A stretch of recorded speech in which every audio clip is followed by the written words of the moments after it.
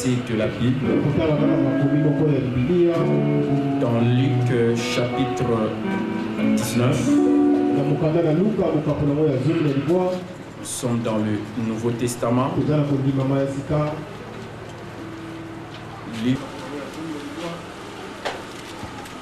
le verset 13. Je lis pour vous au nom de Jésus. La Bible dit, il appela 10 de ses serviteurs, leur donna 10 000 et leur dit, faites-les valoir jusqu'à ce que je revienne.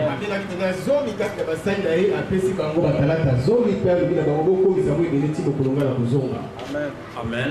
Amen. Faites-les valoir jusqu'à ce que je revienne. Merci. Va nous aider en ce troisième jour de partager avec vous la bénédiction de la parole de Dieu.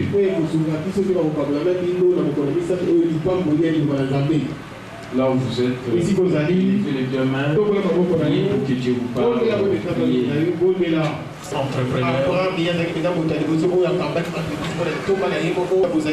Nous venons de lire ta parole. Tu nous dis de faire valoir nos talents jusqu'à ce que tu reviennes. Laisse que la vérité de cette parole devienne réalité dans la vie de chacun. Au nom de Jésus. Amen. Amen. Acclamons très fort le Seigneur. Que Dieu soit loué. Que Dieu soit magnifié. Merci. Mettez-vous. Shalom. Voilà. Aujourd'hui, Dieu nous fait grâce de terminer ce mois d'avril. Depuis le premier jusqu'à aujourd'hui. Il commence comme aussi il termine. Et nous sommes reconnaissants envers notre Dieu. Si on peut acclamer le Seigneur pour ça. Et demain, c'est le début du 5e mois de l'année 2014, l'année du développement personnel.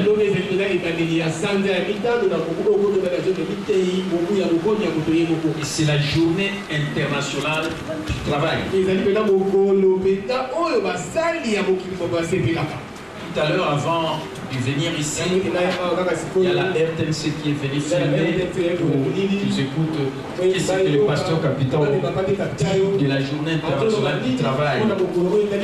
Et surtout aujourd'hui avec l'Église qui prend les enfants de Dieu tout le temps, à plein temps l'Église, il ne les insiste pas au travail. Moi j'ai dit je ne soutiens pas de telles choses. Parce que Dieu lui-même dans Genèse 2:15 il a dit, il a mis l'homme dans le jardin pour le cultiver, c'est-à-dire c'est lui qui nous a donné la notion du travail. Et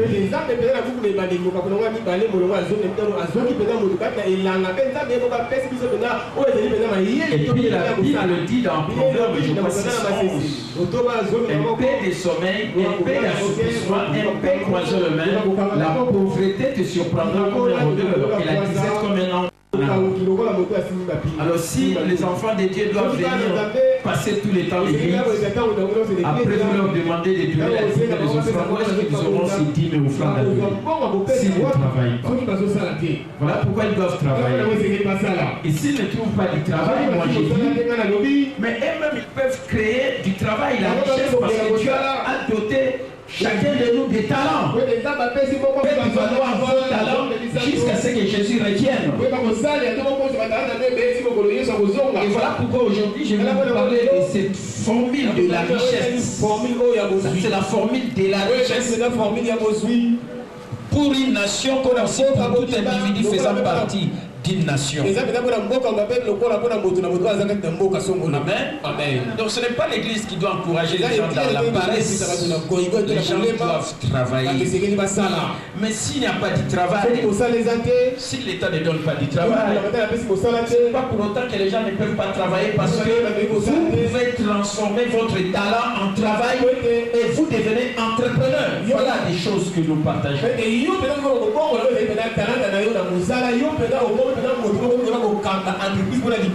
Amen. Amen. Nous venons bien de lire ce verset 19:13 qui dit, c'est Jésus qui a dit. C'est cette parabole que nous venons de lire. et qui nous dit que il faut faire valoir vos talents jusqu'à ce que Jésus revienne. Dans une autre traduction, faites les affaires avec ce que vous avez. Dans une autre traduction, faites les commerces avec cet argent. Donc là, on a dit faites valoir vos talents, on dit faites les commerces avec cet argent. Donc c'est Dieu qui nous demande de travailler. Sinon, on ne travaille pas, on vivra dans la pauvreté. Et la pauvreté, c'est une malédiction de la loi, comme je l'ai toujours dit. On doit vraiment s'opposer farouchement à la pauvreté. À travailler. Je vous encourage à travailler. Je ne suis pas contre le travail quand on parle du travail. Je vous ai toujours dit oui. Si vous voulez gagner votre travail après temps, là où vous travaillez, ok, continuez votre travail à temps plein parce que c'est votre emploi. Mais écoutez aussi ce que moi j'ai dit. C'est-à-dire qu'à part votre emploi, amen, à part votre emploi, vous êtes à temps plein. Mais pendant vos temps libres, c'est-à-dire votre temps partiel, après avoir quitté le travail, c'est ça le temps partiel. C'est ça votre temps libre. Vous pouvez aussi bâtir votre fortune pendant vos temps libres. Amen. Amen. Parce que si vous dites que non, je travaille, bon là où vous travaillez, les choses ne marchent pas. Mais aujourd'hui, je vous dis, les gens qui s'occupent de leur fortune dans leur temps partiel, leur temps libre, ils gagnent mieux que ceux qui travaillent dans des sociétés et qui sont à temps plein.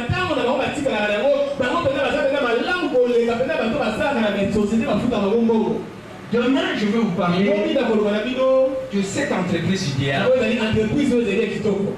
qui fait gagner beaucoup de gens leur vie et qui leur rend des millionnaires et des milliardaires.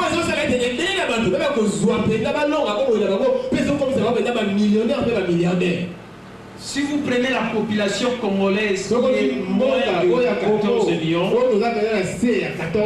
nous parlons souvent des 10, il y a d'autres qui disent 12, 14 millions. Bon, considérons que c'est 14. Mais laissez-moi vous dire, aux États-Unis d'Amérique, au moins 14 millions de personnes font leur commerce à la maison.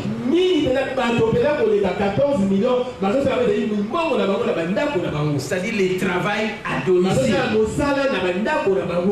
Et ils génèrent au moins 1 milliard de dollars. 1 milliard de revenus. 1 milliard. 1 milliard. Et en pourcentage, au moins 53% des gens. Donc si aujourd'hui vous dites que non, je n'ai pas de travail dans une société, mais on vous dit qu'aujourd'hui il y a des gens qui travaillent à la maison aux États-Unis. Je parle bien des États-Unis, la plus grande puissance économique du monde. Plus de 50% des gens travaillent à la maison. Ils travaillent à domicile. Et ce sont des millionnaires, des milliardaires. Parce qu'ils ont compris. Amen. Amen. Voilà pourquoi je vous ai dit que le grand problème c'est l'écart technologique. Et il y a une entreprise aujourd'hui idéale qui peut combler cet écart technologique. Je vous parle des choses dont j'en ai la conviction. Amen. Amen. La conviction des preuves statistiques parce que je l'ai beaucoup. Alors prenons Parlons de ce que je vais partager avec vous aujourd'hui. Et là, je suis vraiment dans le remise. Si vous n'avez pas les remises, c'est difficile de le suivre. Vous ne saurez pas écrire les choses. Donc, je vais aller à ma place. Amen.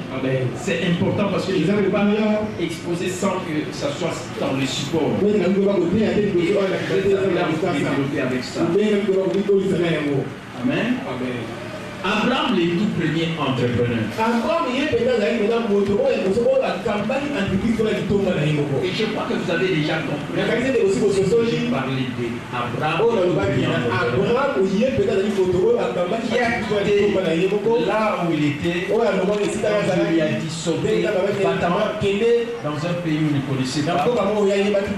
Et c'est dans ce pays, la Ghana, quand il est arrivé, au lieu de continuer la vie de nomade, chasser les animaux, les cueilleurs de fruits, il a préféré s'occuper de son lopin de terre. Il a commencé à réfléchir comment il pouvait aussi rendre la vie d'autres gens qui étaient tout autour de lui meilleure.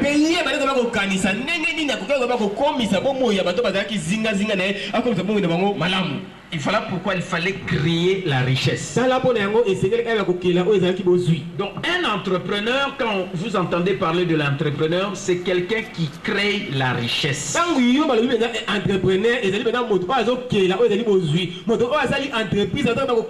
Comment il crée cette entreprise? Pour Abraham, il s'est installé dans un lopin de terre. Il a commencé à cultiver, à faire l'agriculture, à domestiquer les animaux. Amen. Amen. Et alors à ce moment-là, il a semé des graines, ça poussait, et en même temps, le récolte qu'il obtenait, cela a entraîné l'échange. Et c'est ce qui lui a permis de créer la richesse et commencer à nourrir les gens qui étaient tout autour de lui. Amen.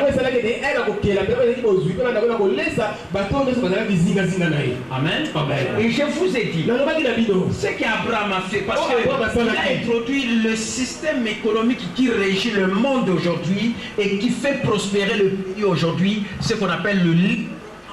Dans les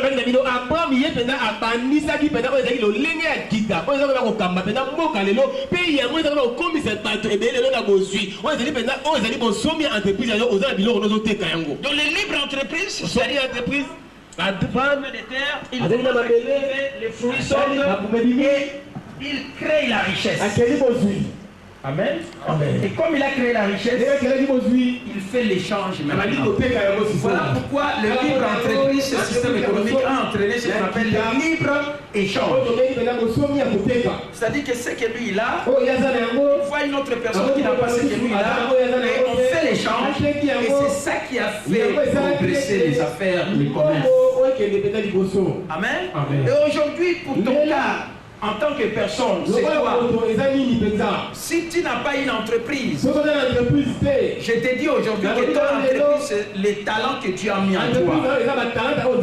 Tu es appelé à exploiter, à libérer ton potentiel au maximum et transformer ton talent en entreprise. Que tu deviennes un entrepreneur.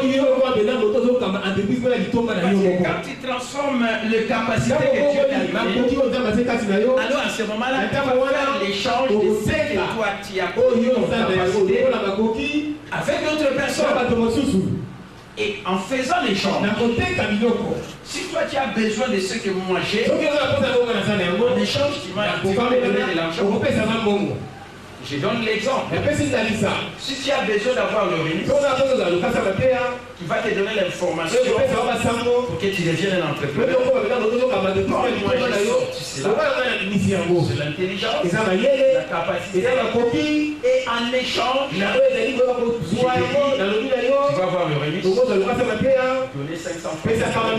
Vous comprenez? Ne donne pas ça gratuitement. Parce que le papier ici, ça coûte. Les fêtes de dactylographie, ça me prend du temps. L'intelligence que je mets là-bas, c'est c'est la connaissance. Amen. Sortir ça dans un outil comme l'imprimante, ça coûte. Il faut payer l'argent.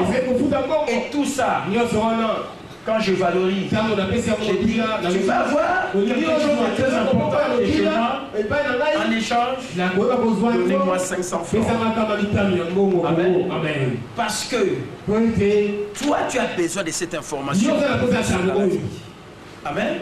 Moi aussi, j'ai besoin de ton argent pour me permettre, avec cet argent, de faire avancer les choses. Nous avons créé la richesse, c'est le libre entreprise, et en même temps, on fait l'échange. Voilà ce qu'on appelle les affaires. Amen. Et voilà comment le monde s'est développé. Amen. C'est de cette manière, avec ces systèmes économiques, le libre échange et le libre entreprise et le libre échange. Amen.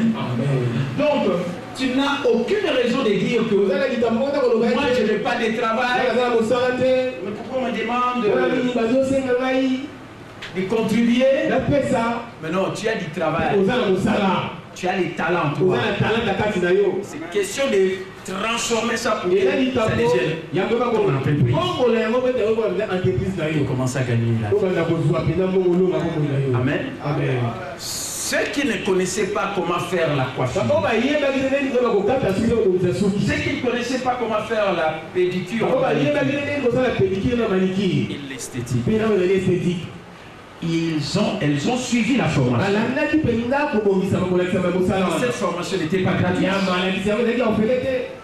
Donner de la valeur aux choses, des valeurs. Ils ont payé leur minimum pour les tuer. 40, c'est 50 $.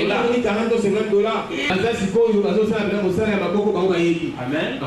Et aujourd'hui, ils ont leur salon. Ils sont en train d'exercer. Pour mettre leur tête. Et quand quelqu'un vient là-bas, ce n'est pas gratuit. Ils payent. Et quand quelqu'un paye, l'argent qui entre, c'est lui qui est le promoteur à sa part. Et celui qui a travaillé aussi à sa part. Voilà quelqu'un qui n'avait rien. Comment ça laisser voir quelque chose? Acclamez très fort le Seigneur. Amen. Alors, suivez maintenant l'exposé d'aujourd'hui. La vérité fondamentale consiste. La manière dont vous gérez votre thé aujourd'hui peut faire de vous les prochains millionnaires.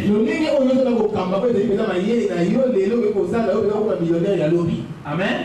Et quand je parle du thé, ça se trouve aussi dans les supports. Amen. Combien il se trouve là? Richesse R égale RP, c'est-à-dire ressources physiques ou bien ressources personnelles disponibles, multiplié par T qui est la technologie disponible. C'est ça la formule. Amen. Et les T là, c'est ça la technologie disponible. Alors suivez. Je commence maintenant à expliquer cette formule. La richesse.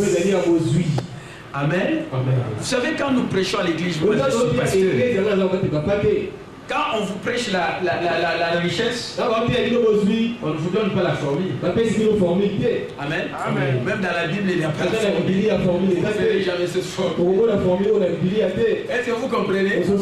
Mais si je veux vous prêcher sur la richesse, je vais prendre tout simplement la Bible pour dire, dans 2 Corinthiens chapitre 8, verset 9, la Bible dit, Jésus était riche, il s'est fait pauvre, afin que par sa pauvreté, vous soyez enrichis. Amen. Je prends la parole de Dieu dans la Bible. Je vous exhorte. Je vous dis, Jésus que vous avez reçu comme Seigneur et Sauveur, personnel dans votre vie, il était riche. Mais Dieu l'a fait devenir pauvre. Ça c'est l'échange divin. Afin que par sa pauvreté, nous puissions devenir riches. Tout simplement, si vous croyez à la parole de Dieu, cette parole peut vous faire prospérer parce que c'est la parole qui fait prospérer. Parce que Jésus-Christ lui-même a dit, l'Esprit du Seigneur est sur moi, il m'a envoyé pour annoncer la parole de Dieu à sa pauvre. Or, annoncer la nouvelle annonce la bonne nouvelle de l'évangile à quelqu'un qui est pauvre, cette bonne nouvelle va chasser la pauvreté qui est dans la personne pour remplacer cela par la prospérité. Et comme Dieu veille sur sa parole pour l'accomplir, si tu crois cela et que tu agis en conséquence, tu quitteras l'état de la pauvreté à l'état de la prospérité. Parce que la parole de Dieu est faite d'esprit et vie. Amen. Le fait de croire seulement cette parole, vous deviendrez riche. Parce que Dieu veille sur sa parole pour l'accomplir. Amen. La parole de Dieu est faite d'esprit et vie. Et c'est la parole qui nous rend riches. Voilà ce que nous faisons en professeur à l'église. Qu'un professeur à l'université peut faire. Parce que moi je crois à la puissance de la parole de Dieu. L'évangile c'est une puissance pour le salut de quiconque le croit. Celui qui croit, s'il était pauvre, il va quitter de la pauvreté à la prospérité. Est-ce que nous comprenons? Ça c'est l'évangile. Mais écoutez, ne soyez pas toujours des extraterrestres. C'est comme si Dieu ne vous a pas donné le bon sens. Vous ne verrez pas cette formule dans la vie. Mais il y a des gens que Dieu a donné, qui ont aussi étudié, qui savent comment vous pouvez devenir riche. Peut-être ces gens-là même, ils ne viennent même pas. Ils ne prient même pas. Mais ils sont riches, très riches. Parce qu'ils ont l'intelligence. Ils ont travaillé leur. Amen. Mais nous cherchons quand même à montrer à ces gens Dieu, parce que les voies de Dieu sont meilleures que les voies des hommes. Les pensées de l'homme ne sont pas les pensées de Dieu, ce les pensées de Dieu. Et c'est ce qui nous démarque des gens qui ne connaissent pas Dieu. Mais laissez-moi vous dire, il y a des gens qui ne connaissent pas Dieu, mais ils sont riches, fort riches. Amen. Prenez des milliardaires dans ce monde. Et vous remarquez que si vous voir, est-ce qu'il y a des chrétiens là-bas? Vous ne verrez pas des chrétiens. Mais ils ont travaillé leur intelligence. Parce que Dieu nous a donné les connaissances. Est-ce que nous comprenons? C'est pourquoi moi je vous dis que moi je fais l'équilibre de toutes ces choses. Je ne suis pas comme ce pasteur là qui la question. Tu peux dire les pasteurs là qui retiennent les fidèles 24 heures sur 24, ils ne travaillent pas. Parce qu'eux-mêmes ils n'ont pas développé aussi leur intelligence. Nous avons les bons sens. Et tu peux devenir riche. Vous savez ce pays, si vous prenez la Chine, est-ce que c'est un pays vraiment christianisé? Ils ne connaissent pas Jésus. Travaille leur intelligence. Amen. Et Dieu, écoutez d'ailleurs. Dieu d'ailleurs, quand il a créé l'homme, dans Genèse 1:20, faisons l'homme à notre après dans 28, Dieu a donné à l'homme des capacités. Il a dit, remplissez la terre. Amen. Il a dit assujettissez la terre. Dominer, influencer sur la terre. Multiplier. Ce sont des capacités que Dieu a données. Amen. Si vous devenez marié et après vous êtes en contact physique, vous allez multiplier. Vous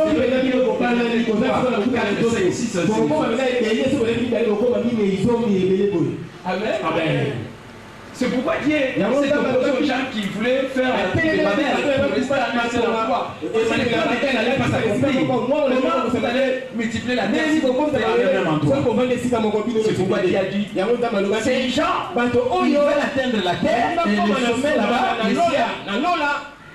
Ils ont une très bonne idée. Mais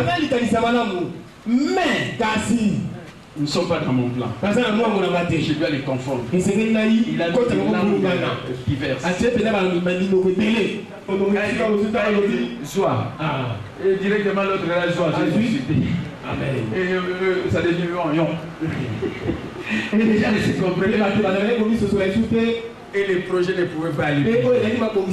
Parce que Dieu avait limité. Ce sont des capacités que Dieu a. Amen. Vous savez, l'homme c'est un être esprit. Il a une âme, il vit dans son corps. Quand Dieu a créé Adam, Adam avait créé Ève. Amen. C'est pourquoi hier, je vous ai dit dans Genèse 2:15, Dieu a donné d'abord le travail avant de donner le mariage. Le mariage c'est dans le verset 18. Mais le travail c'est au verset 15. Et là, Adam n'était pas encore là. C'était d'abord Adam. Et Dieu, il a créé d'abord l'homme. C'est-à-dire qu'il a donné le pouvoir. Et puis Dieu a dit, il a donné le pouvoir à l'homme, la capacité de nommer les animaux. Pardon,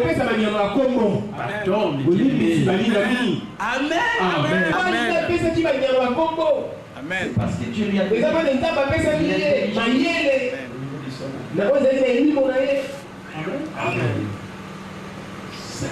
il faut comprendre ça.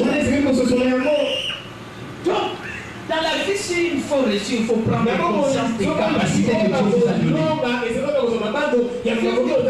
Prenez pas conscience de ce que Dieu vous a donné. Vous ne serez rien ici. Et vous n'avez pas aussi risqué les choses. J'ai toujours dit qu'il ne risque rien. Amen. Alors suivez maintenant les développements.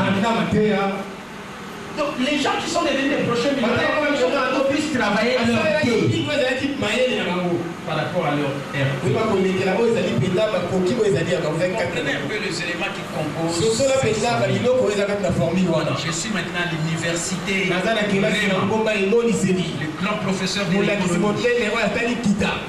Il y a la sagesse des choses de Dieu que les professeurs n'ont pas. Moi, je peux chasser les démons. Le diable ne peut pas me toucher. Je peux toucher un professeur. Même si vous avez un bon enseignant. Moi, je ne sais pas comment chasser les démons. Amen. Votre air ou richesse équivaut à vos RP qui consiste en.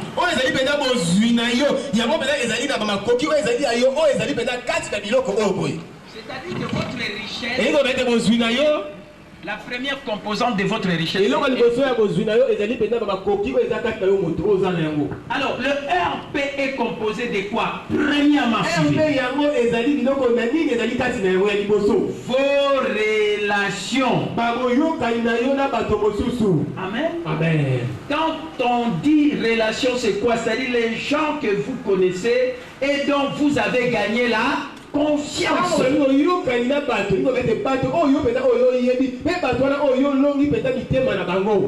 Amen. Amen. Mon bien-aimé, avoir les gens, c'est tout un atout. Si tu es seulement seul, mon bien-aimé, même Dieu lui-même, c'est lui qui a dit, il n'est pas bon que l'homme soit seul. Je préférais être semblable à lui, il fallait une femme. Amen. Amen. Donc pour qu'il y ait équilibre, il fallait que l'homme ne soit pas seul. Alors, qui sont des gens avec qui vous êtes en relation et qui vous font confiance? Amen. Amen. C'est déjà un atout. C'est vraiment un atout. C'est important. C'est le premier élément dans un élément de la richesse. Amen. Amen. Mais bien aimé, qu'on le dise ou pas. Quelqu'un qui a beaucoup d'enfants et celui qui n'a pas beaucoup d'enfants. Celui qui a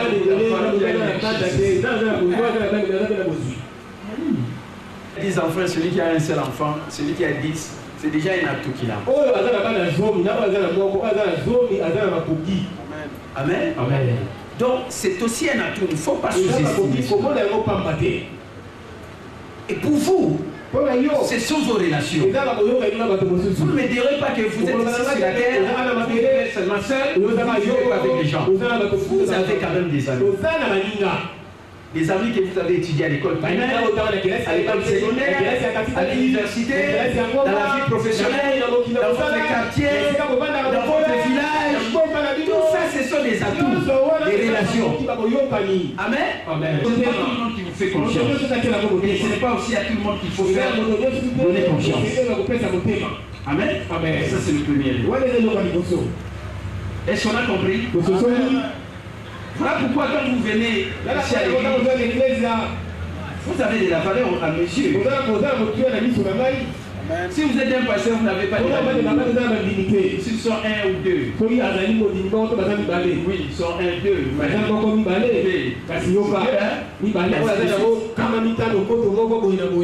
Est-ce que nous comprenons? Amen. Amen. Donc ça c'est la première chose, les relations. Et voilà pourquoi je vous ai toujours dit que la vie est faite de relations. Il faut toujours favoriser des bonnes relations. Amen.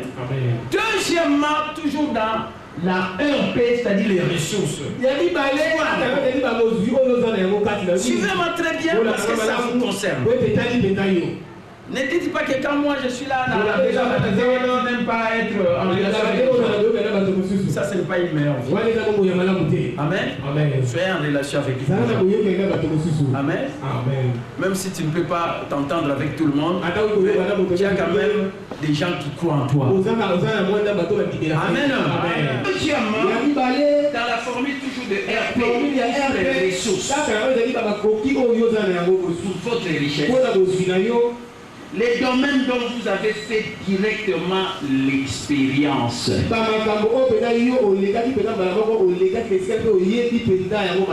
je précise, si vous avez travaillé en comptabilité comme votre coach au CPCC, Conseil permanent de la comptabilité au Congo,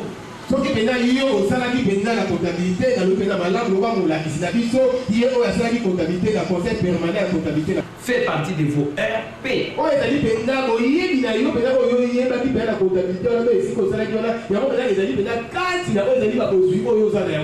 Amen. Amen.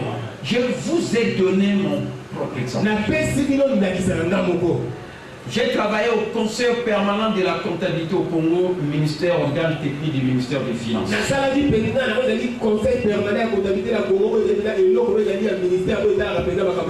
J'ai la connaissance de la comptabilité. Amen. Amen.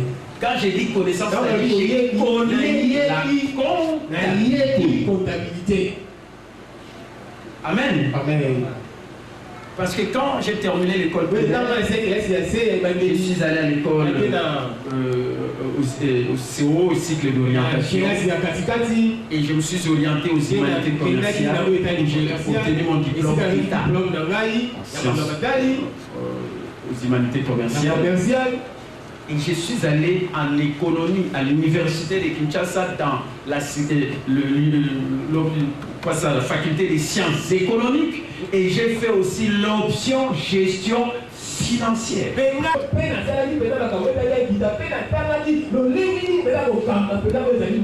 Donc j'ai tout un parcours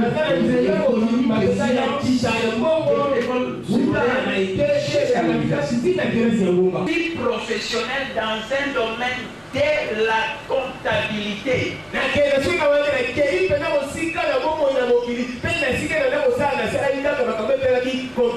Avant d'aller même à l'université, j'ai donné des cours de comptabilité et de gestion. Que ce soit à l'Institut de comptabilité intégrée du fait professeur Kinzondi, j'ai dirigé des mémoires. Si vous allez dans ma bibliothèque, vous avez des mémoires que j'ai dirigées avec le pasteur, professeur Kinzondi. Amen. Amen. Donc j'ai la connaissance de la comptabilité. J'ai dit bien connaissance. Amen. Amen. Le contraire de la connaissance, c'est l'ignorance. Moi, j'ai la connaissance. Toi, tu m'entends maintenant. Tu as la connaissance dans quel domaine? Répondez-moi. Tu ne me diras pas que tu n'as pas une connaissance en rien. Non. Je prends un autre exemple aussi. J'ai fait les humanités commerciales. Amen. Amen. J'ai la connaissance sur la dactylographie. Si je prends la machine, que ce soit ce qui était mécanique, si je tape, tu verras vraiment que je tape. Amen. Amen. Je tape sans regarder. Méthode aveugle. Parce que j'ai appris la dactylographie. J'ai la connaissance de la dactylographie. Amen. Papa, tu n'as aucune connaissance. Alors, faites un peu la rétrospective de ce que toi tu connais. Quand on dit connaître, c'est-à-dire savoir. Qu'est-ce que tu sais? Et l'homme dit yo, oyebi, lengo zawana. Sauf là, tu veux na yo et le sur le na yo côté de yo puis final yo payer les deux côtés. Quelle est la connaissance que tu as? Et quand on dit connaissance, ça veut dire on ne t'attend pas. C'est vraiment la connaissance. Amen. Amen. Et je vous ai donné mon exemple. Toi, tu as la connaissance d'un. Voilà. Un autre élément fait partie de votre RP. Amen. Amen.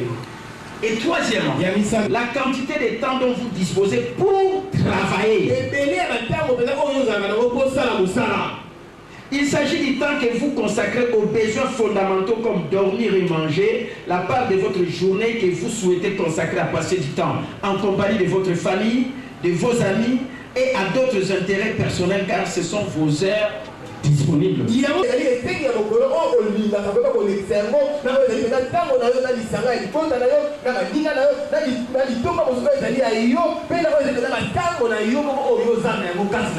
Amen. Amen. Donc le troisième élément dans cette composante de la formule de la richesse, c'est-à-dire RP.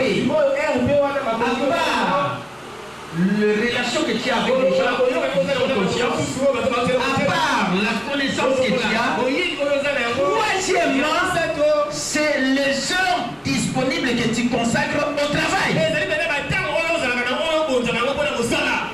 Amen. Amen. Alors, comment tu vas évaluer cela? Je vous donne un exemple. Mon exemple.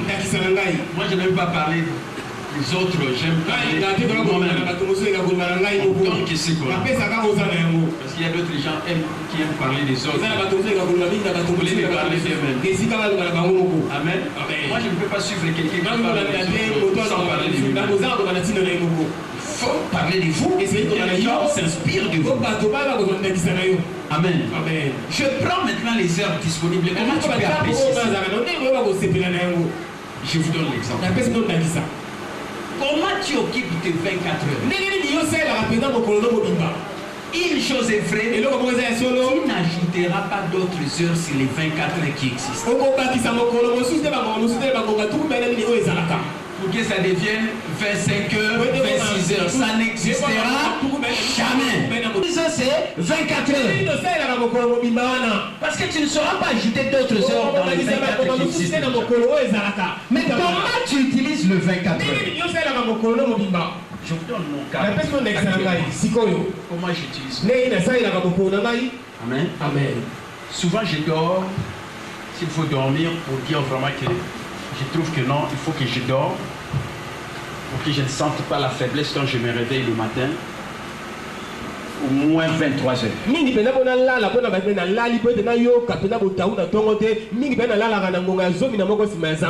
Amen. Amen. Si je dors à 23 heures, certainement quand je vais me réveiller le matin, je peux sentir comme si je n'ai pas bien dormi. Est-ce que vous comprenez? Au moins 23 heures.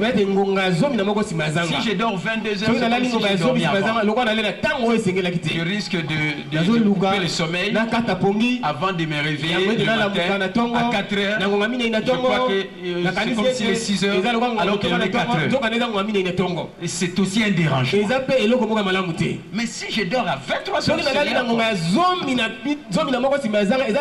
c'est qu'il faut considérer 23 heures juste, disons 5 heures du matin. Amen. Amen. Je vous donne mon cas pratique. Donc de 23 heures à 5 heures du matin. Parce que quand il arrive 5 heures, ce qui m'a poussé à me réveiller à 5 heures, c'est le ngongongo des catholiques. Quand tu dois dire, même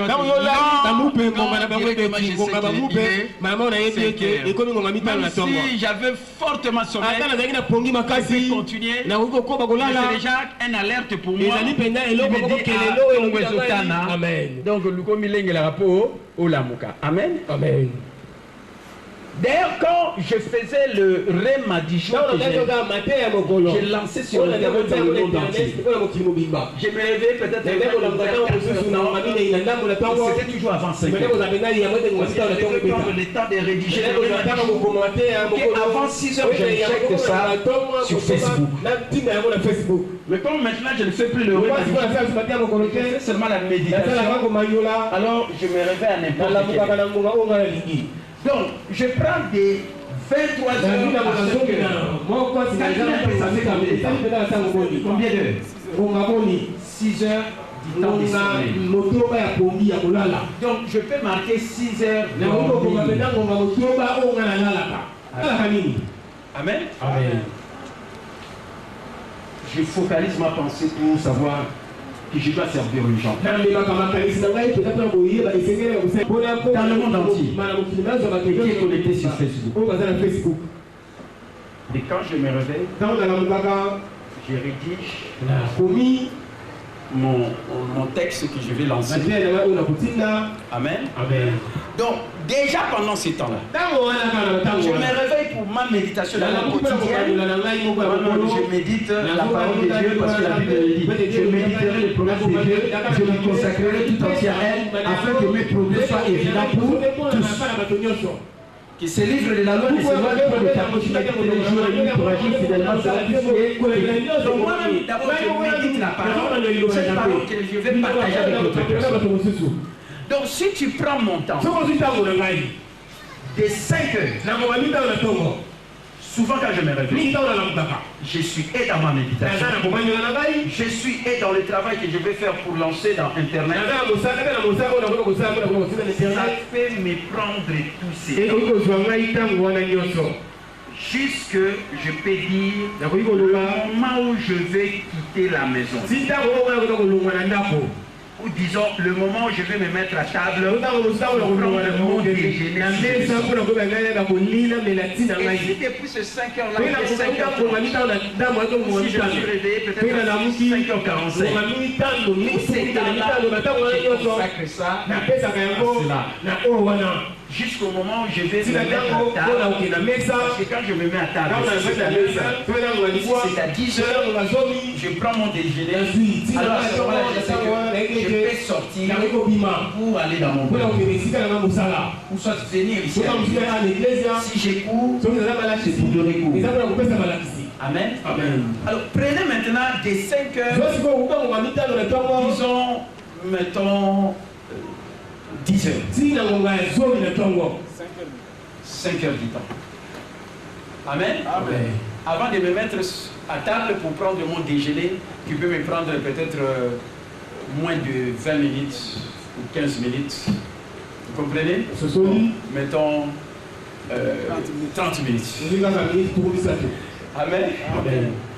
Et pendant tous ces temps-là, je fais ça, la télévision est ouverte, je suis les émissions à la télé, même à partir de mon bureau, de la maison.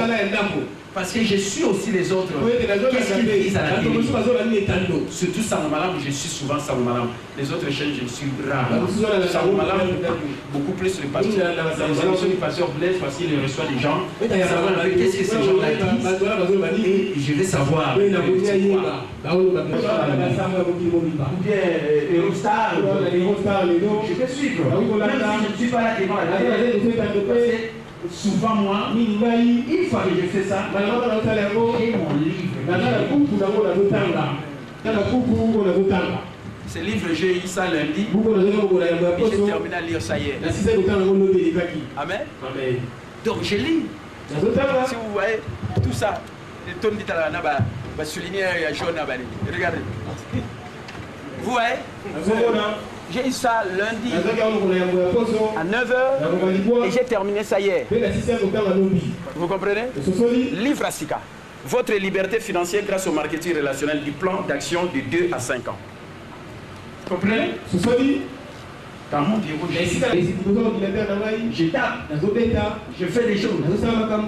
Je fais ce qu'on appelle le travail mental. C'est pas le travail physique. C'est pas les choses. Je fais un travail mental. Le troisième pilier de là. Amen. Après cela, si je quitte à 10 heures, je pars au bureau. Ces derniers temps, je ne passe plus beaucoup de temps au bureau. Si je pars au bureau, considère que je suis là de 10h30, même à 13h30. Disons 14h. Amen. Et quand je suis au bureau, je ne fais pas autre chose. C'est fini. Rien fini. Amen. Je ne peux pas rester au bureau comme ça. Ça rien fait. Amen. Je dois lire pour avoir des idées. Savoir comment avancer. Donc pendant tout le temps que je passe, beaucoup de temps je le passe dans la lecture. Amen. Je ne reste pas comme ça. Je peux rester un moment comme ça. Quand je rentre à la maison, alors le temps souvent là de 15h à 17h, ça c'est l'ambiance familiale. Je pars à manger, je regarde ma chérie, j'attends à manger, on me sert à manger, je peux bavarder. Là on est 17h. Si on n'a pas quitté, même jusqu'à 18h. Amen.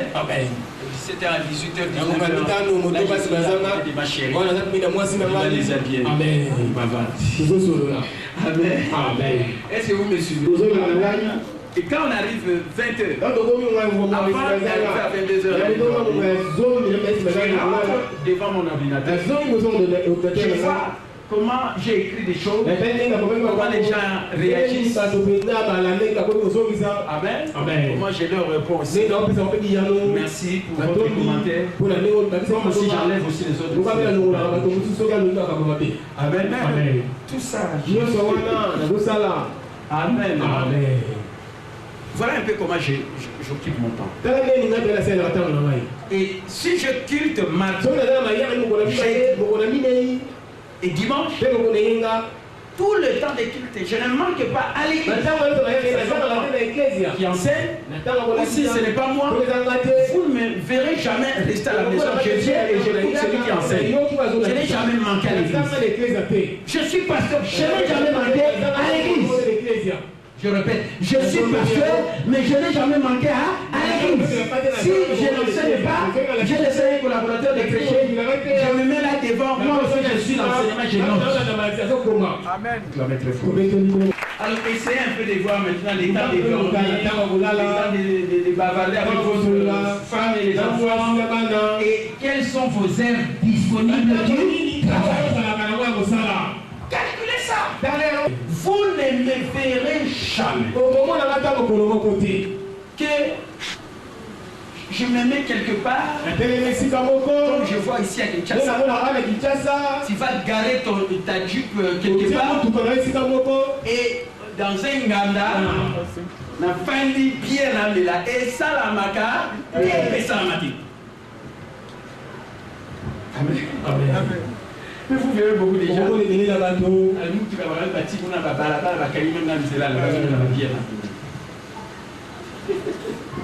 Amen.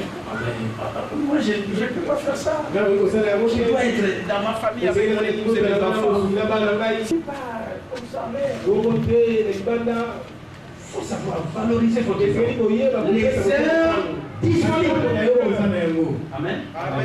Il y a des fois, on a des réunions aussi avec des amis. Moi, je suis économiste, je suis en promotion 90. Il y a des fois, on dit non, nous avons une réunion des économistes.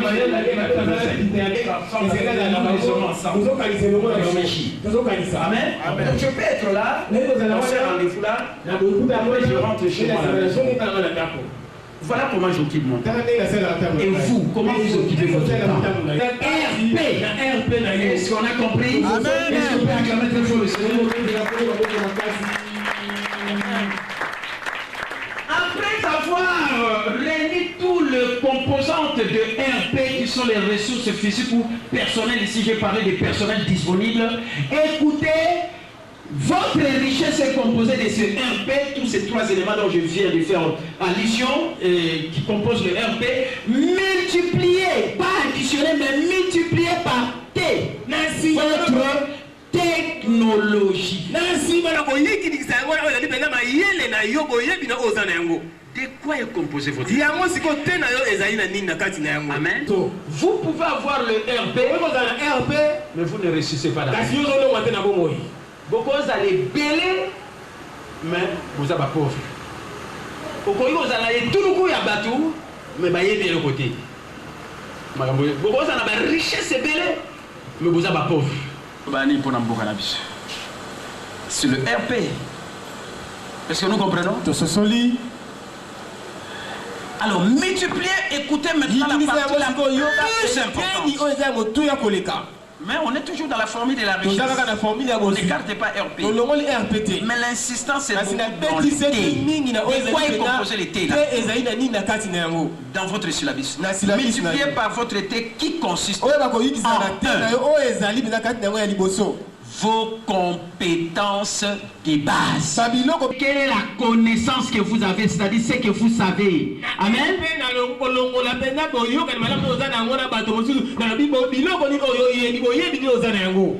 Mais ici dans des T, quand on parle maintenant des compétences. La compétence est différente de la connaissance. Amen. Amen. La compétence veut dire ce que tu sais et que tu fais. Parce que tu peux savoir des choses, mais tu ne sais pas. Tu peux savoir taper, mais tu ne sais pas faire ce travail-là de taper pour valoriser cela. Tu peux connaître la comptabilité, mais tu n'as ou gagner un peu bon côté, ou gagner un peu vite. Vous comprenez? Et quand on dit maintenant, tu peux avoir la connaissance, mais il faut avoir maintenant la compétence. Il faut bien faire ce que tu sais. Amen. Amen. Pourquoi on a dit comptabilité? Parce que le professeur n'a pas l'actif de comptabilité. Amen. Oui, il est actif, n'a passif. Mais est sérieux pour nous dans la compétence à comptabilité? Si on va bien ça là, mon bilan, oui, bon celle-là. Ça devient maintenant là compétence. Est-ce que nous comprenons? Amen. Amen. La savoir faire. So yo oye kola ki esthétique te oye binengi basala basuki te oye no sima mutu abatute pour obebi sango. Monsieur babengi Renate oye ba osala pour ebi elo ni balaki saki. Elle a déjà compétence. Bana nzambe il faut comme compétent. Binengi ni baté aka banda ko te apete aka bien. Ko ote amate amabete. Comme si maté amabe. Ngaso na mona on a pumbu siango. Amen. Même si on bien où tu es pas Nzambe. Pardon. Il faut être compétent, il faut savoir bien enseigner, bien prêcher. Amen. Amen. Il faut être compétent dans ce que tu fais. Il ne faut pas être monsieur tout le monde. Tu dois te démarquer des autres. Il faut savoir bien prêcher, bien enseigner. Il faut avoir la maîtrise des choses que tu partages. Biso no surtout botama basala moins fort mon boy ba école ça ta classe côté moi école primaire oui ba ndenge nini ba tanga ka lo bana tangi boy na moni pe les remistes na tangi. Amen. Amen. Ndeni ba komaka les remistes na combien on paie le remiste. Ndeni ba lobaka les remistes na le bien on paie. Amen. Amen. C'est dans ma bé muta français corriger. Amen. Après ndeni ba calculaka fois, tu as fois, surtout, tu as 2 fois 2. Directement, 2 fois 2 égale combien? 4. Réponse égale 4. Amen. Amen. Et cette notion de base, il faut quand même, aux alanango. La formation scolaire. Savoir lire, calculer et traiter les informations. Parce que moi, information, on traite aussi en analysant. Amen. Obi eloko eza malamu ndeza mabe. Mateo ngaso na tangi na Mateo mabe. Ngana te entrepreneuriat ya Abraham yote ya mabe. Na Mateo eza mabe. Pour traiter l'information. Amen. Amen. Na eza mabe. Faut traiter l'information. Et ça, c'est la technologie. C'est la formation. Vous n'avez pas découragé les gens parce qu'il n'a pas étudié. Non. Amen. J'ai toujours dit que même si tu n'as pas étudié, tu peux recevoir une éducation de Dieu grâce à là. Parce que je connais des gens qui n'ont pas étudié, que vous pouvez appeler bourri, mais qui ont reçu l'éducation de Dieu. Ils sont devenus des grands hommes de Dieu et qui ont impacté ces mondes parce qu'ils ont accompli leur mission. Acclamez très fort. N'ayez pas les complexes d'infériorité. Cela ne veut pas dire que ceux qui ont beaucoup étudié sont mieux que toi. Amen. Mais nous disons tout simplement que c'est quand même un avantage d'avoir une formation. Amen. Si vous n'en avez pas, ne regrettez pas.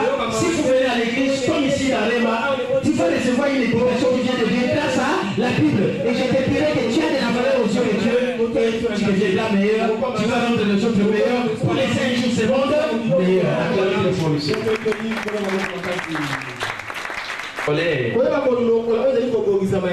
C'est-à-dire tu as la compétence de lire, d'écrire, de parler, de calculer, de traiter les enfants. La deuxième compétence, c'est la compétence fonctionnelle ou spécialisée que vous avez acquise à ces jours. Amen. Et là, c'est ce qu'on appelle la formation professionnelle. Amen. Ma fille Elise est allée après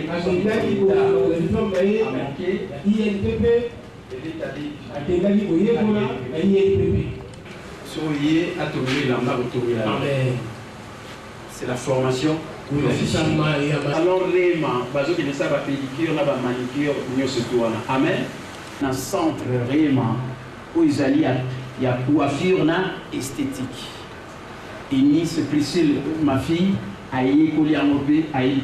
amen. Une formation professionnelle. Oyekoli métier professionnel pour gagner vie. Est-ce que vous comprenez? Je vous donne seulement l'exemple d'André. Soyez chez Nana Delphine et Fake Delphine à une formation professionnelle. Oui, Baline Bassala Bactéron. Oui, Baline Bassala Tangawis. Oui, Baline Bassala peinture. Oui, Baline Bassala gâteau d'anniversaire. Bilo comme ce que la soyez bien voté. Oui, pour apprendre en haut, aux yeux, oui, comme les métiers, oui, comme on ça fait gâteau, pour vous gagner bon. Au côté ça, bactéron, le tien à bidon, au côté car on va gagner bon. C'est la formation professionnelle, la spécialité. Amen. Amen. So, ok, na classe, ok, na université, donc à biso, na kei, na salle économie, na salle finance, et na tira une spécialité comptabilité. Donc, il y a une comptabilité. Nous avons un cabinet d'audit, nous avons un diplôme, nous avons formé, nous avons un cabinet d'audit pour auditer tout. Après, nous avons facturé vos soins. Amen. Vous avez un bien. Vous êtes professionnel, vous avez droit, vous êtes avocat, vous êtes juriste. Amen. Vous êtes là, c'est ça. Vous avez papa, donne-moi l'argent. Nous allons remplir le formulaire à l'école. C'est pourquoi on va remplir pour l'orientation. Amen. Parce qu'elle est en deuxième section. Elle est contraire de tout ce que nous avons fait. Et ça, vous savez, chez moi à la maison, tous mes enfants ont suivi la section commerciale. La salle commerciale, commercial, bâtiment sur Granda commercial. Amen. Je suis une commerciale, on est sur commercial. Commercial. Et comme il a dit cadet, et bio. Ouais, là tu es sali. On m'a parlé voilà. Avant de vous journaliste. T'as eu un journaliste qui chasse sur la télévision avec qui chasse à ma cause. Mais ça combien? Je suis un journaliste à la télévision, sur télévision. Et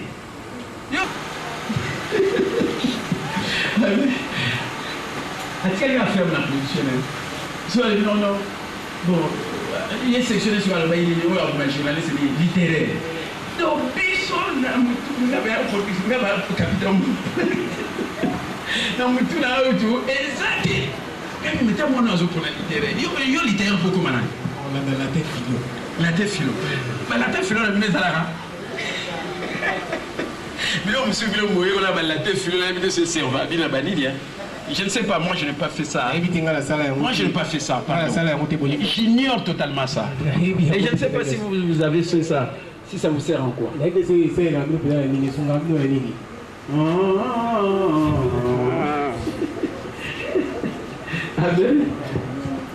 dit, mais moi il y a un ça littéraire. Après, si on a poussé sur le raisonnement d'Albio, non, c'est pour devenir aussi avocat. Ah, la tête sur la vie, bon, oh, peut-être que vous allez dire. Avocat, il a bien pour t'avoir des femmes. Amen! On n'a pas un avocat dans la famille. Personne n'a fait les droits.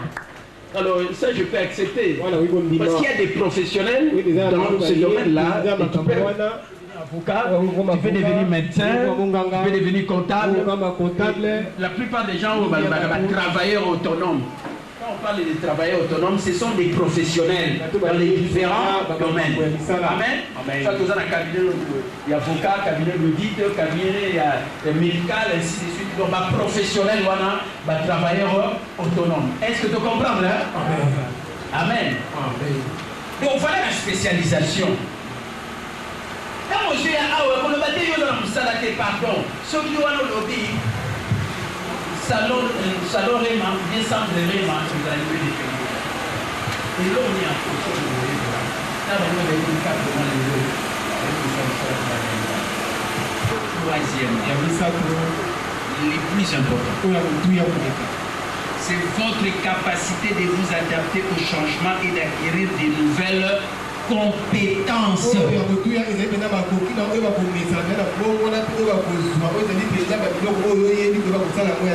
Votre faculté d'adaptation, c'est-à-dire votre capacité d'apprendre des nouvelles choses, c'est qui constitue la compétence la plus importante à posséder pour quiconque démarre une entreprise de nos jours.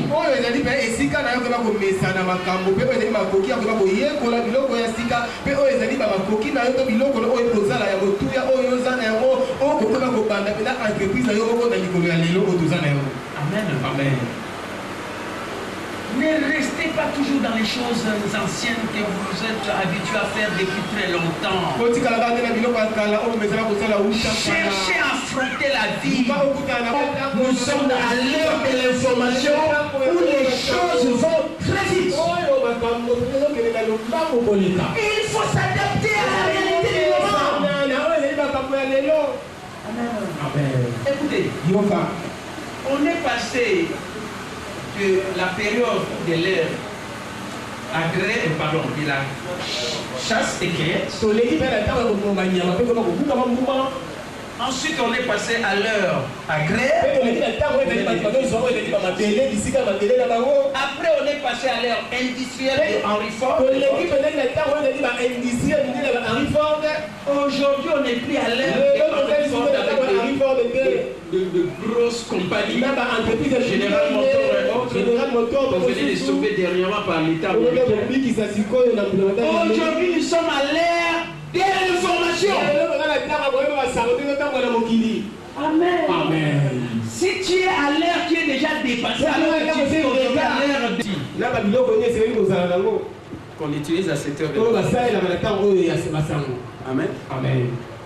Est-ce que nous comprenons? Au moins, il y a Simbia. Et qu'on file. Ma terre a été Zokota. Amen. Remise sur la salle et vers nord et côté na kati. Amen. Et ça, la macamunioso. Si on a connecté à Internet, à Wi-Fi directement dans le monde entier. Si on a une sur la poto, et le roi sur la Suisse, c'est qu'on a Londres. Si on a une sur la folie Internet à la vie, si on a un Skype, il faut que la Skype au talent. Vous avez un avis? Oui. Si vous avez le bien,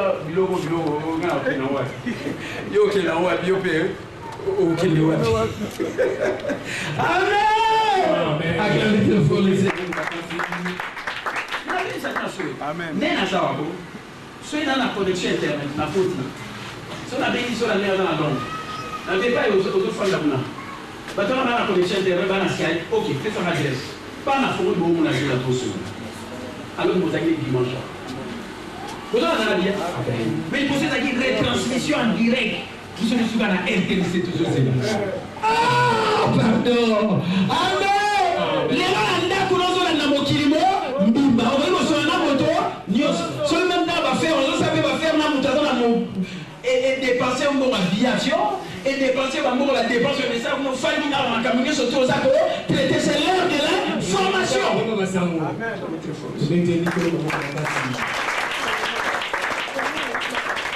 Il faut s'adapter à la réalité actuelle. Il faut acquérir de nouvelles connaissances.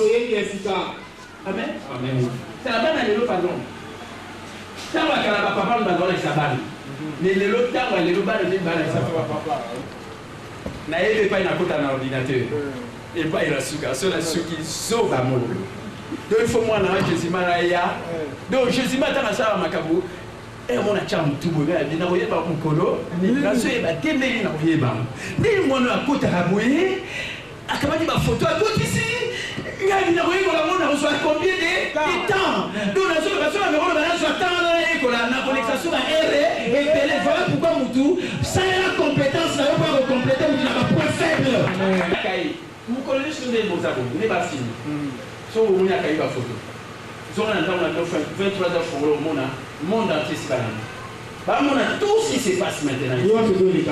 Tout. Comment on fait? Maintenant, le monde entier. Amen. Amen. Mais comment il apprend ça à côté, à la photo? Il y a une dans sa photo. Nous sommes à la photo, nous sommes à la calamie. Pour y aller dans celle-là. Amen. Maintenant, on comprend que la vie va dire que dans le point fort, dans le point faible. Si on a un point faible, dans le point fort, il y a un truc collaborateur. Amen. Il faut compléter par ce capital, on a nini awa. Si on a dit qu'on a dit qu'on a beaucoup d'attaques pour la compléter, on ne peut pas gagner ça, faible, salandé ou comme un vrai collaborateur. Amen. Amen. Il faut que les gars, tous à la RTNC, ils sont surtout à bloquer. On a mêlé les assoutés. Si on a dans la chambre, on a capté mon monde, la connexion internet. Amen. Amen. Est-ce qu'on a compris? Donc, dans l'été, c'est ça les points les plus importants. Et l'idée qu'on a dit, quand tu as dit, loko misana kosana banda kalate, mukolomoko. Moi, na muka tuni mama nae. Mama, ndeni so yozo lamba soso.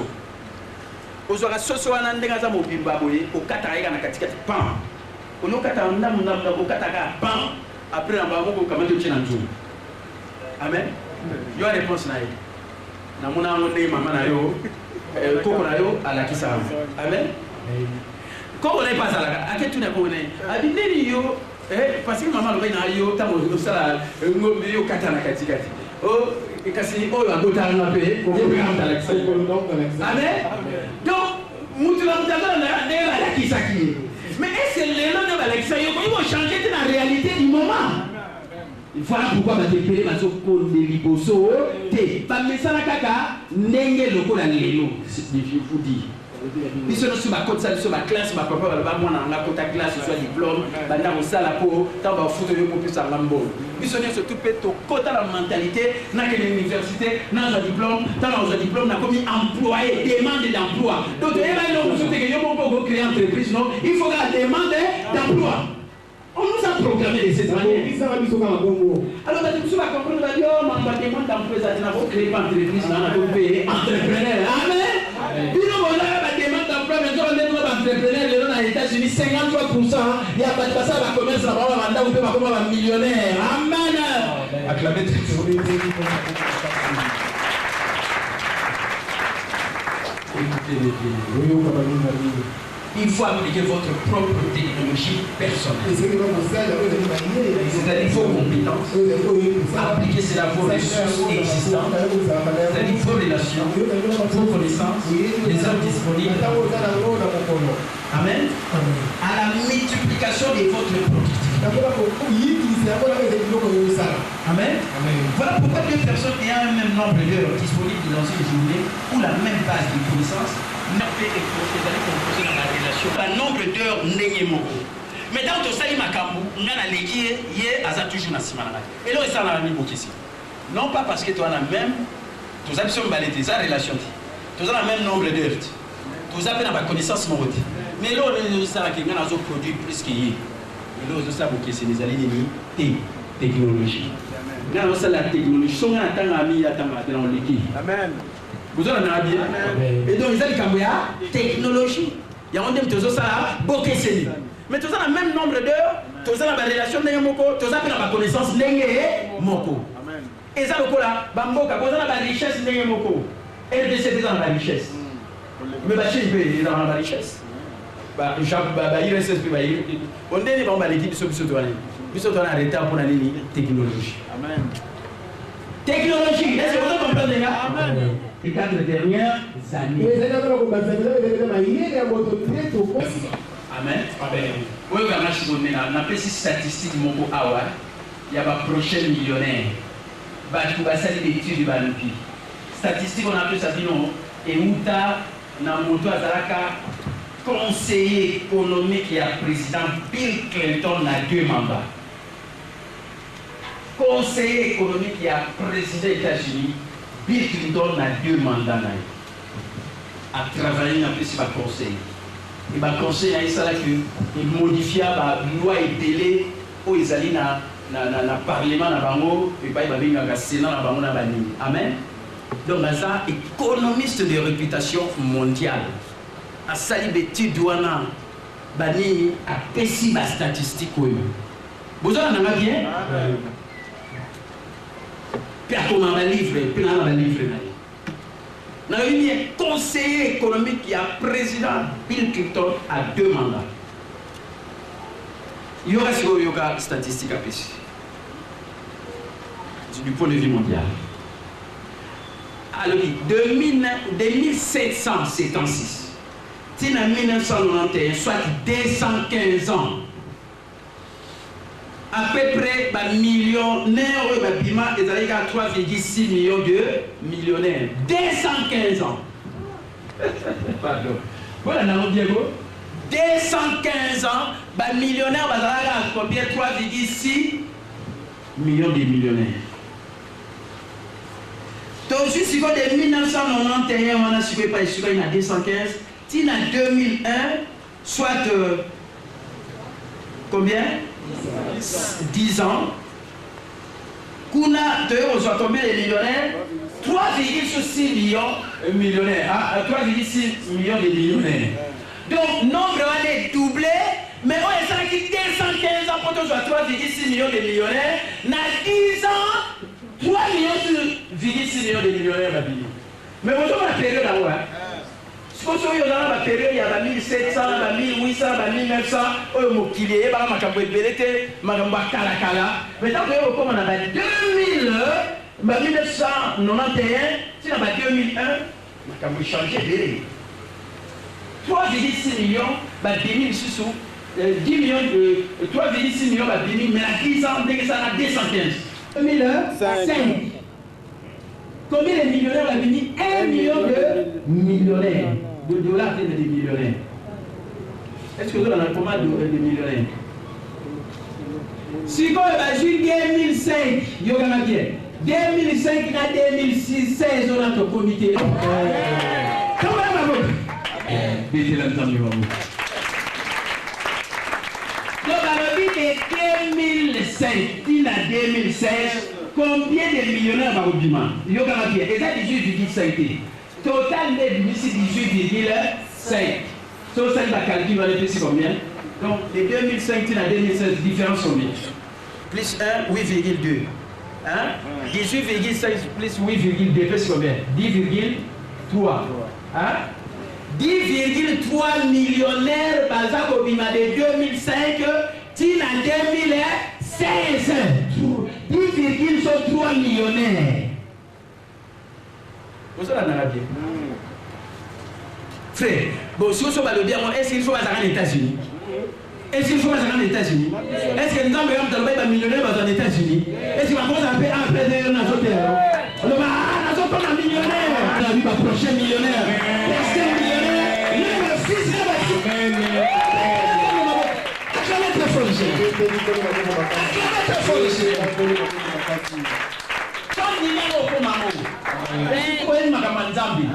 les cimatrons de Gustave Mapontambe, et ça comme ça, ils sont riches déjà, mais ils sont comme en réalité. Il faut intéressant même en réalité. C'est ça la vérité de prochain millionnaire. Fait, les millionnaires, bima. Quand il a comme un millionnaire d'entreprise idéale pour Eba. Dans les États-Unis, après 10 secondes, millionnaire mon babimi. Ba seconde, ba millionnaire babima, na ba seconde. Ah ben, babima ga. Ça je vous dis la vérité. Je n'ai autant que la statistique, il y a récent, un livre récent là-dessus. Plus que tout autre facteur, la manière dont vous gérez votre été personnel aujourd'hui est ce qui peut faire de vous demain l'un des prochains millionnaires.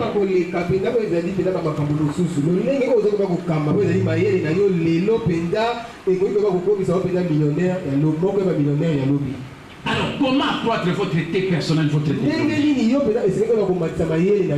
Écoutez, l'Internet constitue votre technologie la plus importante pour transformer vos ressources existantes en celle d'un millionnaire. Internet, il y a un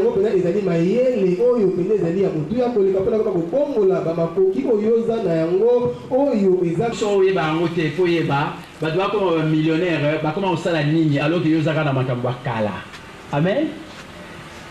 Des industries nouvelles et émergentes sont. Et donc, comme on pays émergent, des industries nouvelles et émergentes et alliées. Amen. Amen. Foyer bango so yi bien voté o tikala kaka yango yango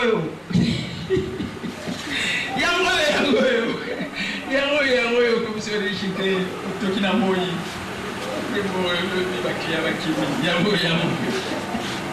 Amen. Suivez. 1. L'automobile avec Henry Ford. Les PC ordinateurs avec Bill Gates de Microsoft. PC ordinateur.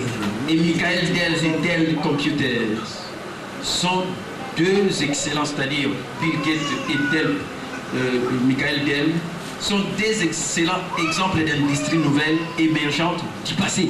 Le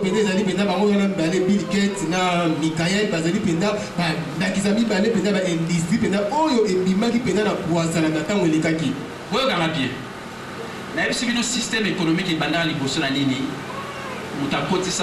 Abraham, la libre entreprise. Tant que nous avons et dans ce cas, nous avons une vie nomade. Nous avons une vie omoni nzete mombuma olie soki ezate omoni yango epa mutu osengi so aboyi kopesa ta mosusu obeti obotoli na makasi opie no bamutu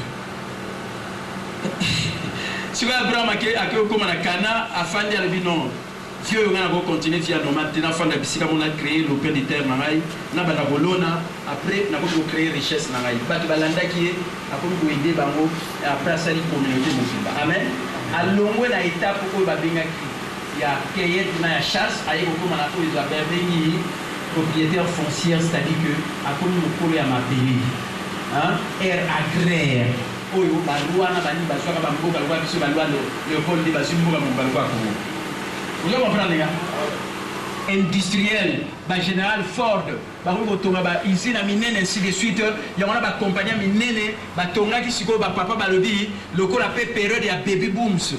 Après la Deuxième Guerre mondiale, en 1946, babotamaki, alors siko batona nyoso babotami, tant babotami siko prospérité zaki makasi il a fallu siko une industrie. Pour banda ko sala ba Pampers, Babylone nyoso ndenge na pour répondre à ba besoin na. Ba entreprise minene eko tongama.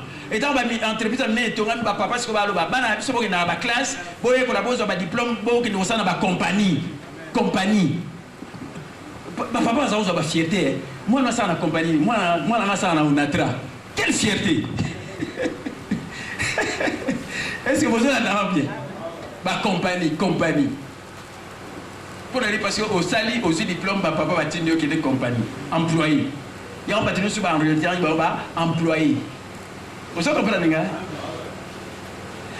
on attend que tu vas employé ça muto yo créer entreprise no ba monyo fou ne ba monaki Abraham fou yo au lieu que de lukabanya mo boma yo lo bio fanda bisika mo sala lopé de terre ba comprendre qui était bon moni avance Abraham ani na par rapport à bato atamone bon mon tant comme na ba air industriel bato ba tere na ba bio ba mabele ba comme na ba retard par rapport à air industriel après air on attend mur de Berlin au Kuwait au kota sur la période ya perestroïka o buluka ki na mbala moko et comme sikoyo ordinateur.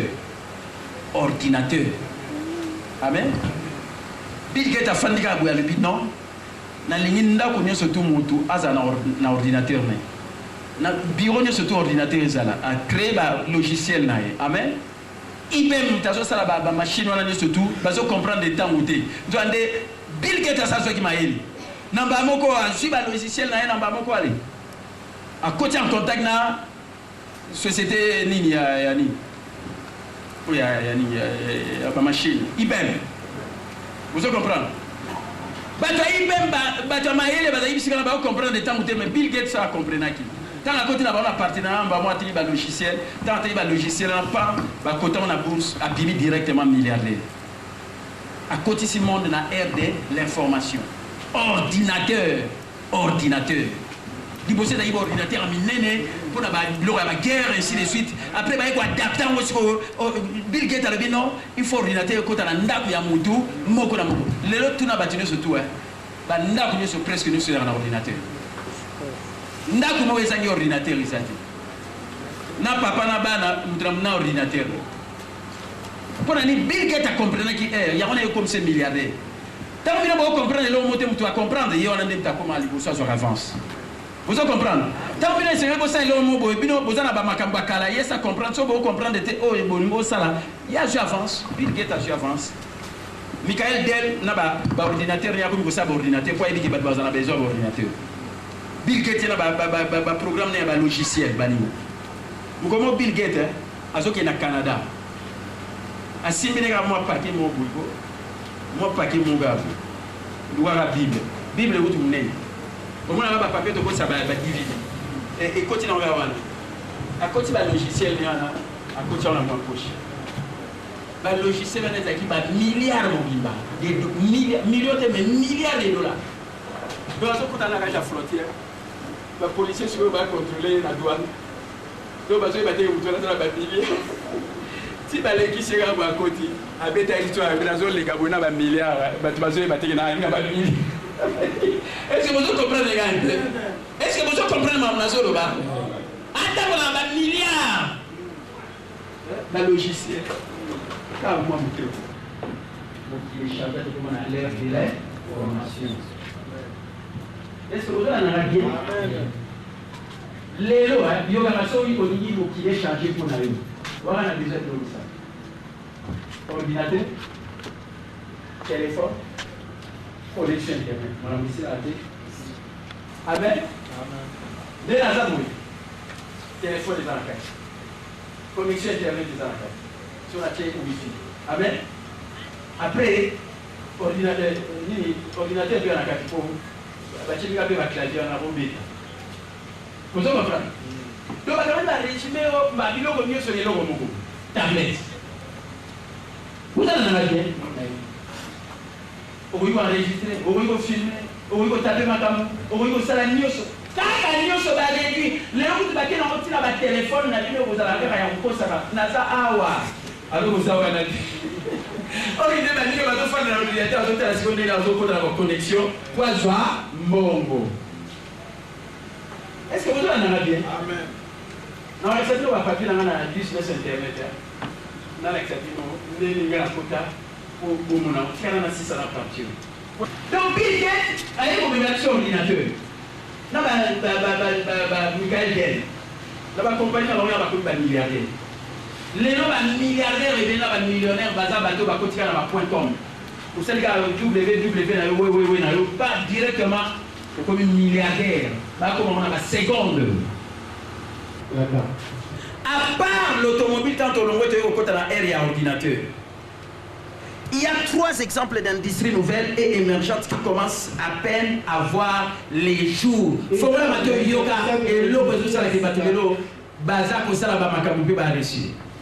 L'industrie qu'on appelle le mieux-être. Amen. Amen. Les mieux-être. C'est-à-dire que tu vas étudier le bilélo. Génération en 1946 en 1964. Lelo bazo kene baki ba mo bangé. Le roi ba kene ki mo bangé, biso sikoto créer la société au sala ke bango ba ralentir ki mo bangé. To bana o misala ba produire so bazo mera et pour ralentir bango ki mo bangé. Vous comprenez là? Bango ko misala ba produit ya ba santé, ba produit cosmétique au moins moi bangé mo so atie moi beauté moi zo hygiène. Vous comprenez là? Amen. Bah, monsieur Sotam Soussou, il faut qu'il s'en soit élevé à vous, femme, comment ça va physique? La physique, pour les bouées qui t'a. Comment on a fait les bouées? Là, bah, tu vois. Docteur, elle soit fan d'activité, docteur, elle dit. Alors, bah, lui, m'entraîner, on peut aller dans le stade des martyrs, on peut aller dans un entraînement. Vous comprenez? Mais si quoi, il y a la société, ça va produire en fonction de tout bon. Pour ralentir qui m'ont bangé. Vous comprenez? On est si vous côté on a la Bible, on peut se rajeunir dans la réma. Le nombre de nos années s'élève à 70 ans. Si tu es fort, 80 ans, quel est le retourne le message que Dieu nous a donné 120 ans. Et qui est rentré à la vie, c'est là.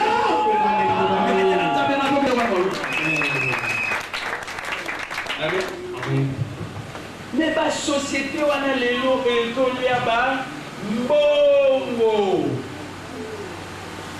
Peso comme ça va tout millionnaire, non pas milliardaire. Amen. Même si nous Zola diakisi à voyager na compte ya mon la société on a mieux forever. Pour la société on va juste oui, la société on va dire on va vente directe ils ont na on la vente directe. Parce qu'il va mieux être dans la vente directe marketing des réseaux. Donc on ça va faveur mon go ça va 50 ans on a travaillé sur un hôtel. Mais on va voyager dans compte dans banque, on va organiser des rallyes, on va organiser des conférences partout dans le monde, bah béni badou pour qu'il y ait au contact. Donc on est dans le bateau là aussi, ça tout bien dans ton wa. Ça c'est on a long. Vous ça on a bien. Amen. Amen. À quand on a compte il y a forever. Nous avons regardé forever, on va faire la tableau sur là. Soit il y a la terre à la pépine et surtout tu dis que ça m'a donné pour vous avoir donné. Mais il y a mbamba pas produit. Mbamba pas produit la terre. Amen. Moi je sais en marketing. Est-ce que vous comprenez? Donc ils ont une entreprise au Lelo et ils ont comme ça va ma vie qui tourne avec une entreprise à mieux être parce que bazo aider bah tu n'as pas produit de santé, pas produit nutritif, pas produit cosmétique. Nous surtout un élément nutritif pour tout bas dans ma santé, madame va ralentir qui m'ont bangé à nous quitter. Amen. Et bien étudier nos connaissances surtout bateau dans la Bible quoi là, n'ayez pas te verrer bateau voyager. C'est au monde quoi là la communion. La communion internet bon namba communion. Pasteur, le roi dit n'a pas passé à ah tu bien intéressé produit na biso à outil Cameroun. Normalement, il y a une communion, parce que j'ai des produits ici, chaque année, il y a bien, on a bien, mais quand on a produit à la santé, on a la terre, on a pipi, on a surtout. Amen. Alors, quand on a le quoi, il y a un assis là. Amen. Donc, et ça, l'entreprise, les lots, bien, peut-être les gens pour rêver, mais j'ai un petit papier, Internet. Amen. Ordinateur, les ordinateurs, il y a eu au somba. Mais pose à la brancher dans le monde entier, il faut poser à la brancher dans Internet. C'est que nous surtout il y a la communication. Par exemple, quand tu as Internet, vous foutez à combien? C'est $10 sur $15. L'appareil, regarde, vous continuez. Un appareil à hasard connecté à Internet. Amen. On a la Bible. Bon, vous pouvez ramater à le monde entier. Si vous avez un portable, vous pouvez ramater à la radio. Si vous avez au moins, pas ça les commentaires. Quand la parole, Caro, tu vas y les technologies. Tu vas y aller dans la machine à mixer. Oh non, on a un service militaire. Tant qu'ils sont là, il y a un ordinateur, il y a moins de minutes. Sauf qu'il y a un bureau, il y a un ordinateur, monsieur Aminé, il faut même un kilo. Si vous avez un kit, si les gens sont combien de tablette. Vous comprenez? Bon, si vous les sont filmés par un diplôme de participation du centre de formation REMA. De la publication précise. Donc, dès que les gars dimanche, on a une photo, le monde entier va là. Vous comprenez? Eric Matoun a commenté possible. Bon, continuez. Capitaine Mbombe a publié lorsqu'Abraham fut âgé de 90 ans, l'Éternel apparaît à Abraham et lui dit: je suis le Dieu Tout-Puissant, El Shaddai, marche devant ma face et sois intègre. Genèse 17:1. Dieu se révéla à Israël par 7 noms d'alliance.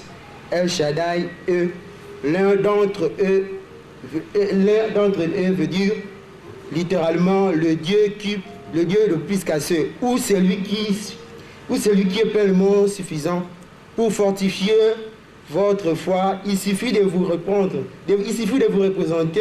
le Dieu qui est plus casseux. Le mentor, coach, docteur, capitaine, môme, archevêque. Aujourd'hui à 7h04. Aujourd'hui à quelle heure? À 7h04 minutes. 7h04 minutes. On a eu 5 minutes disponibles. On a appareil à moto portable. Et dans le monde entier, moto même a un appareil à total. Mais il y a un appareil qui est la rango. Mais tous les jours, la vie ça va vraiment changer ma pensée. Mais au moins, on va connecté à Internet. On va faciliter notre ère de la formation. On va passer capital au niveau de la matière. Dans les garçons, dans la radio, dans la télévision, la radio, je connais ça. Dans la 1h du matin, 2h. Si on a la mouture, on a méditer. Après, c'est la 3h du matin, 4h. On a dit liboso na ke na armée de victoire awa na RNV. Après na solongwa awa na matina mbinza na pigeon pour les kana na MPC ou bien na RTI ndebo misu na nge kota kapo na mka tongo na pesa bino ba rema na tongo ya ba ba yo na tongo parce que capital pesa ba rema na tongo. Amen. Amen. Mes frères, technologie avancée. Poché na la fona tika na mbeto pona bimara pona bino tala ya pe bopesa mbongo pesa ati liba les amis sur pardon na famille chérie na bon titongo ela oliga ola muka na lamuki. Amen. Pas comme la formation matin va sur besoin de Kinshasa mais sur ce soir monde entier là où là appareil à jour mettre un jour pour avancer la moki. On passe les gars, c'est à les gars, quand on a les motos, ça monte. Là, tu as chéri dans la. Voilà, on a l'arrêt de l'information. Pourquoi on a la matière à parler de la vie? Amen. Nous avons la photo de la partout. Bazolanda, on va sur la lingi, pour la salle Likambona, na lingi. Pour na yebi temps libre, nangai, na yebi n'engi au salle la temps nangai, pour tous à l'heure de la formation. Kocha tembete appareil yango na la kisibino matin na tongo yo tam sokota na internet motanga matin ate mais chaque matin na sala chaque matin c'est l'heure de l'information, c'est l'internet. Entreprise il y a mieux être lelo 2 internet et 3 nazo suki sawana on a roté à lobby. Les types de distribution appelées distribution intellectuelle, distribution de la vente directe, marketing des réseaux, vente en réseau par cooptation ou vente par réunion amicale chez les clients. Amen. Type, il y a entreprise, petit canaï sur les soyez bakamoti. Et là, comme ça, va millionnaire, va milliardaire. Et l'autre, c'est ça qui est les lois aux États-Unis. Bah, tu vois, à l'élection de soit à Kalisi, quand on a une sala, bambouteillage dans la nzela, on a comme un sala. Aïe, aïe, aïe, vous avez un ça. Mais le bateau, c'est un papa chez la aïe, elle n'y a pour la mouka. Nathan naïe, asala musala naïe, en même temps, on a moisi naïe, on a bana naïe, vie à famille, on a musala équilibré.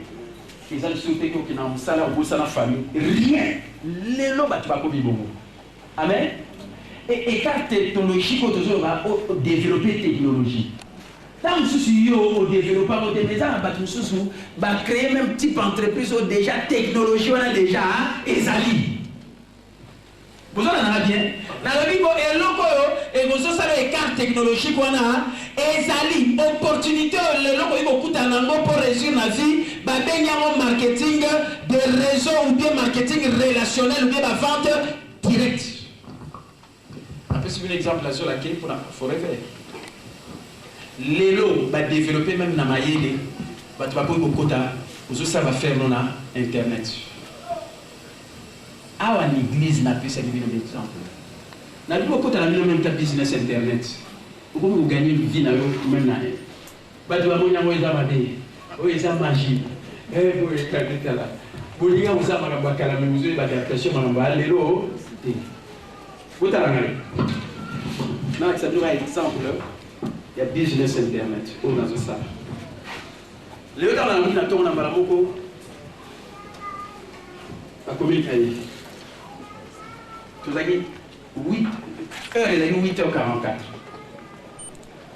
Dans le moment, ils ont marqué 1h46, 25 secondes. AM, PM na AM, AM Tongo Bemo. Tongo, AM Tongo. Et puis, au côté de la matrice, vous avez connecté dans le monde entier, et bien, il y a une air ligne. Dans un jour, 9h39 minutes, 1 seconde. Quand c'est noté 8h44, un jour, donc tu le dis, le 8 jeudi. Donc, quand on commence à 8h44, nous allons bosser l'ordinateur dans le ciel. Dans le côté. Quand on va commencer à erreur, on a pas. Puis, si on va le dans le numéro combien 2912. Des milliers de personnes dans le monde, 2912. Donc, quand on commence à 9h44, donc, la famille va bosser l'ordinateur dans ce tas-là. Quand on va aussi la main, pas et directement, il faut la prix pour la quota. Pour bailler ça qui est non, pour y beaucoup tard. Au foot il frais dans l'eau. Quand on fout directement va connecter le réseau dans les forums sur le plan international et la troisième matrice. Comment on va continuer dans la bateau. La Chine, c'est une puissance économique émergente en raison des libre entreprise.com. Nathalie sur ma livre récent. Nathalie sur ma livre dans la maison en haut. Il y a domaine dans mon livre assis. Il y a un prix surtout à Kenya.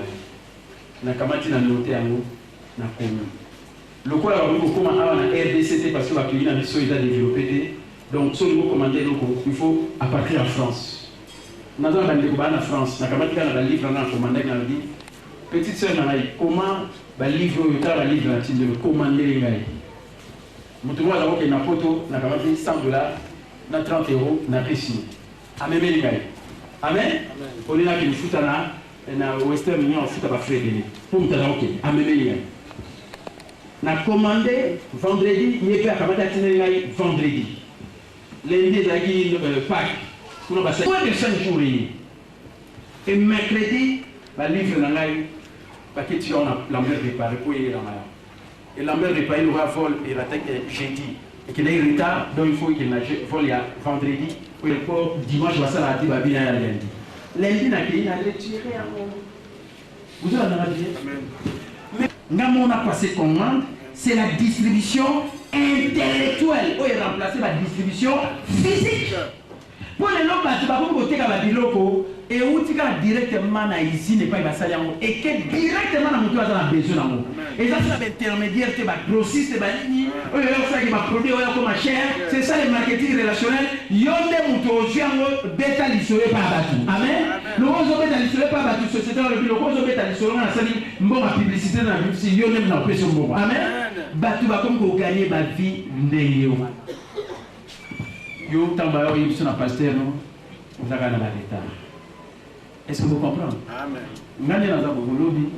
Ici na IBR. Na zela. Et si la matrice à gauche, il y a mis barrière à mi-sorte. Tant que tu vas au société de les années, les gens travaillent pour toi et pour eux-mêmes. Comment tu peux gagner l'argent? Réponse. Les gens travaillent pour toi et pour eux-mêmes. Si on a des personnes beaucoup, tu peux des personnes beaucoup, amen. Richesse, c'est comme partager la motivation. Tu vas comme riche.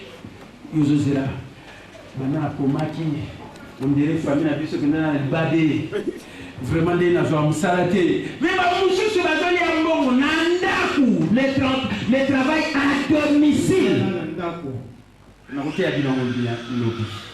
Tout pété les amis, ma beaucoup. Tout pété les amis, ma beaucoup. Nous avons pas de matière. Les journées internationales du travail, il y a qu'avant, nous avons salaté, il y a nous avons même dans la moussano sur la rambon, mais hommes ailleurs pour ça la moussano batanayo libre au gagner vie. Amen. Il y a un de bâtir fortune, nous battons comme la fortune à cause d'entreprise. C'est l'entreprise du 21e siècle, sans doute, sans conteste. Et quand on a pour bien, je lis beaucoup. Et on a repris ce qu'il y a le coup de tête. Nous avons pasteur. Si on nous avons la bâtiment, nous avons franc. Nous avons pasteur, nous sommes là. Nous avons fait ce maïs pour nous aux endroits. Nous sommes là pour pasteur. Amen. Je vais te dire ça.